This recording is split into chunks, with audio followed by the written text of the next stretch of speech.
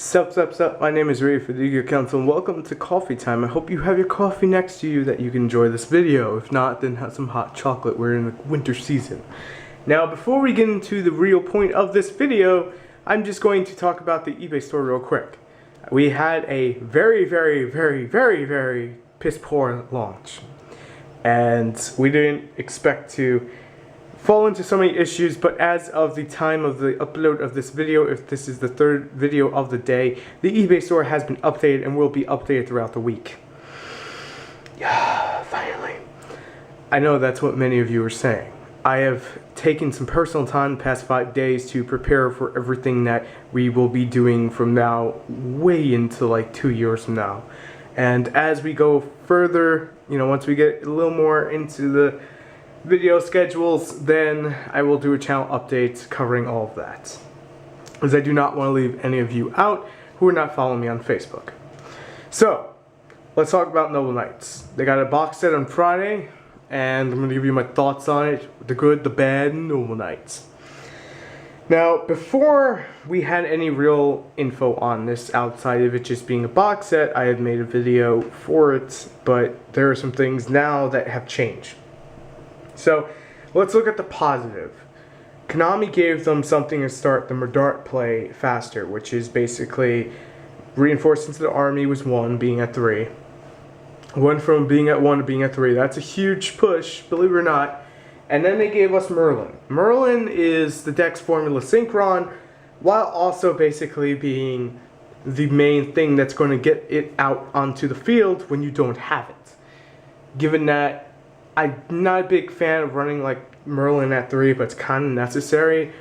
It's like basically like Summoner's Art. You don't want to draw it when you don't need it, but you'll take it because it's just such a good fucking setup that you just cannot resist.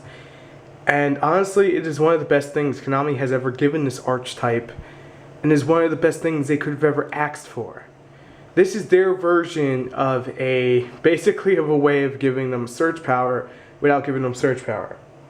And when I say that is because you have to tribute Merlin to get to a Noble Knight. And most of the time you're going to want to go Murdart, because Murdart's going to open the plays that are going to basically get you to the Exceed that can't be stopped for days. Which is, I think it's the rank 5 Retorgius. I have the dual replays coming out so you can see that. And that'll be tomorrow, by the way. Now, one thing I definitely did not like about this whole box set is the price tag. And some of you are instantly like gonna jump down my throat and say, well, they're all fucking hollow and mats and shit. That's not the point. The point is, if you're a player who's just getting into Noble Knights, you're gonna need like 3 of these damn things. And I said that before we even got to this point. Konami did not make multiple Murdarts in the Noble Knight box set. Had they given us, keyword, had they given us 3 Murdarts inside the Noble Knight box set, then we wouldn't have to go out and buy more outside of the Merlins. And that would be okay. But Konami, again, decided against this. And I understand why. But that puts the deck's final price as $150, not including other stuff that you can't get in here that you will need for the deck. And most of that just includes like MSTs and shit and sleeves. But I don't think they include sleeves in this.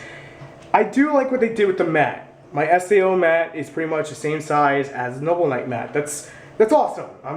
I applaud Konami. It looks gorgeous. I'm not going to take that away from them. I'm not going to ever take that away from them. Swords of Revealing Light does not go well with Noble Knights, Konami. I've seen your video. It does not go well with Noble Knights. Foolish Burial goes well with it. Some of the reprints are just so absurd of being in there, like Swords of Revealing Light. Now, if we had a Satella Knight box set, Swords of Revealing Light would fit in there because the Trivial, I can't remember the full name, I think it is. Basically, he allows you to bounce everything on your field and your opponent's back to the owner's hands. So you get to play swords and then bounce swords back to your hand, meaning that's a good thing to put into it. It's a nice little tech card. But for Noble Knights, it's really not a tech card because the deck is already taking up so much space with the Noble Arms you're going to be putting in the deck that you don't have the room for those techs like that. Decks like Satella Knights have that room because of the fact they don't have to play so many damn equipped cards. And that has always been one of the greatest flaws with Noble Knights is their equipped cards, but it's the one thing that makes them special and different than any other archetype inside of this game. Some of you ain't gonna go, you're just hating on Noble Knights, so hate on Noble Knights because Freer doesn't play Noble Knights. It's not the point. I really want Noble Knights to succeed as a deck. I don't feel like a lot of people are going to be really picking this up. It's going to be one of those shelf warmers, that $50 price tag that will not appeal to a lot of a lot of people, players and people. The problem is we're in basically Christmas season. This is when, well, holiday season, if you want to use a technical term. This is the business season where everyone tries to shove every single fucking item down your throat. Black Friday, Cyber Monday, prior to Black Monday, after Cyber Monday. It's just retarded. And if you don't believe me, we're talking about a card game and I'm jumping on video games. Look at last week, how many fucking video games were released. We had, both Pokemon games, Super Smash for the Wii, GTA 5, somewhere around there. We had fucking Assassin's Creed Unity, the Halo Master Chief Collection, the Call of Duty. The list goes on. It's dumb. And Konami has to keep in mind that our eyes are set not just on card games, so I think most of us are gamers. So being a gamer and having spent $50 on Noble Knight box sets and spend $150 on that, and then it's like you gotta compete with Microsoft over there or Sony over there with their bundles, especially Microsoft being at $350 right now, but that's irrelevant. The point I'm trying to make is that I don't feel Konami was good on the price point. I think if they had this at $40, it would have been a little bit easier to sell. But the problem is, the track record has been so bad for Noble Knights, and that's not me taking anything away from them. They have one top or two? Maybe? I'm not even fully sure, to be honest with you.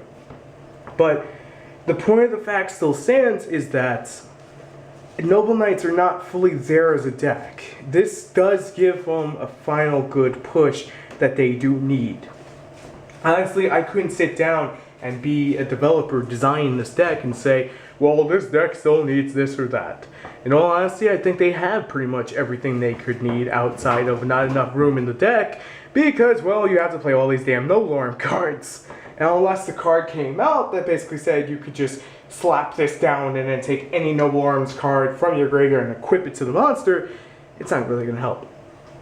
Now, let's look at some other good things that they got. They got their own version of Soul Charge in a way, because you have to have no monsters and the opponent has to have a monster. So basically, it keeps it balanced.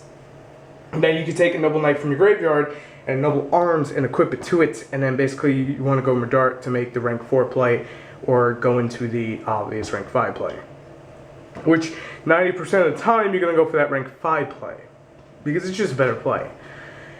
And Noble Knights have their own version of Heavy Storm, they have their own version of Raigeki in a way, pop a monster, pop all the back row that you can. They have access to this, it's great. One of the big things I talked about in the last video, when I talked about Noble Knights months and months ago, was the fact that they're very easy to side against, and that still hurts them. That's something that Konami honestly can't really, unless they want to really push them in tier 1, is take everything that hurts them and just throws it out the fucking window. I mean, there's a lot of shit that hurts them. Swords of Concealing Light being a big fucking thing. And I wasn't trying to be a dick insulting the deck when I said that Ghost Tricks can pretty much outdo them because they flip you face down, and it's just like, who the fuck plays Ghost Tricks? That's the initial reaction. But, it's one of those things that it's funny to watch. I mean, Ghost Tricks could be just stopped by, Mind Drain and Shadow Imprisoning, so just the thing. Now, I'm going to say this one more time, just so it's clear. Noble Knights still have to deal with Killer Forts, still have to deal with Shaddolls, and still have to deal with Burning Abyss before they can even reach that top. They suffer from the same problem the planets do. And Konami's 3 new cards helps their consistency throughout fucking the entire deck to the point that they are consistent. Fully consistent. 90% consistent. Let's put around 90-80%. Consistent, you'll get that Merdart play to go into the rank 5 play to have 5 equipped cards and tell your opponent to fuck off. 90% consistent. Problem still stands. Meta fucking hurts them. And if these 3 meta decks were to jump out of the way, there'd probably be 3 more they have to contend with. And that's going to be something that in the future is still going to make it a hard thing to move. In all honesty, I think the Noble Knight box set is worth the money if you want to spend it. But keep in mind you gotta buy 3 of these to fully have a Noble Knight deck. So I'm gonna end the video here like this. Number 1, thank you guys so much for pushing us past 4,000. Thank you. Could have done it without any one of you, and I just appreciate it. Thank you for letting me take 5 days off. A lot of personal shit went down in 5 days. Other thing, let me know what you guys think about the Noble Knight deck, because in all honesty, I don't fully see it as a top contender. I'm sorry. I want to believe in Noble Knight, but I just don't. The other thing, let me know what you guys want to see on the council, because you guys make the council truly what it is, and that is special. And finally, just in case you missed it earlier, I will say it again, the channel is open to all YouTubers to upload your content to. The video will explain that. Thanks for watching. As always, rate, comment, and subscribe. See you later. Peace.